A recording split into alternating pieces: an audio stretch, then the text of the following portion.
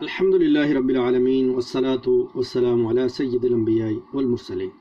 السلام علیکم ورحمۃ اللہ وبرکاتہ۔ موضوع اصلاح کی بات، نصیر مسیح کی کہانی، حصہ 2۔ اب کے بار اس نوجوان کا لہجہ کافی بدل چکا تھا۔ بولا، آپ کو تکلیف دینا اچھا تو نہیں لگ رہا، لیکن میرا گاڑی سے اترنا چڑھنا مشکل ہے اور سر میں بہت شدید درد ہو رہا ہے۔ اگر آپ ایک کپ چائے کا لا دیں تو بہت مہربانی ہوگی۔ میں چائے لے کر آ گیا اور اپنی سیٹ پر آ کر بیٹھ گیا۔ ابھی گاڑی چلی نہیں تھی، وہ لڑکا مجھ سے مخاطب ہوا، آپ مسلمان ہیں؟ میں نے مسکراتے ہوئے جواب دیا، آپ کو میرے حلیے سے کیا لگتا ہے؟ کون سے فرقے سے؟ اس نے اگلا یہ سوال کیا۔ میں نے سوال کا جواب دینے کی بجائے گفتگو کا رخ موڑتے ہوئے کہا، آپ مسلمانوں کے کون کون سے فرقے کو جانتے ہیں؟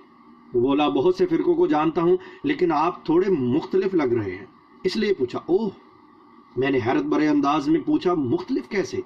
اب لڑکے کا لہجہ اچانک بدل گیا، جیسے وہ بہت دردناک داستان سنانے جا رہا ہو۔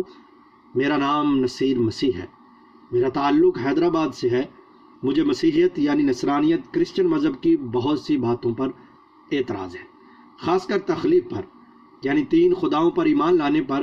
اس کے مقابل اسلام کی مجھے بہت سی باتیں پسند تھیں، لیکن مجھے معلوم نہیں تھا مسلمان ہونے کے لیے کون سی باتیں ضروری ہیں۔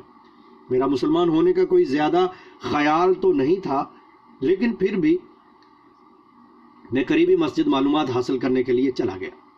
مجھے یہ تو معلوم تھا مسلمان مسجد کے اندر جوتے اتار کر جاتے ہیں، پر یہ نہیں پتا تھا کس جگہ اتارتے ہیں۔ جوتوں کے ریت پر نظر پڑی تو سوچا وہاں جا کر اتارنے ہیں۔ ابھی میں ریت تک پہنچا نہیں تھا کہ لوگوں کے بیچ خلبلی سی مچ گئی۔ چند نوجوان میری طرف لپکے، دکے، مکے اور لاتے مارتے ہوئے مسجد سے باہر دھکیلنے لگ گئے۔ ابھی باہر دروازے تک پہنچا نہیں تھا کہ ان کی نظر میرے گلے میں لٹکتی سلے پر پڑی۔ اس کے بعد ان لوگوں کے غصے کی انتہا نہیں رہی، جس سے جتنا بن پڑا مجھے مارا، اور میری یہ ٹانگ پر ابھی پلاسٹر باقی ہے، یہ بھی اسی دوران ٹوٹی۔ کہانی کا اگلا حصہ اگلی ویڈیو میں دیکھیے گا۔ اپنا بہت سارا خیال رکھیے گا۔ السلام علیکم ورحمۃ اللہ وبرکاتہ۔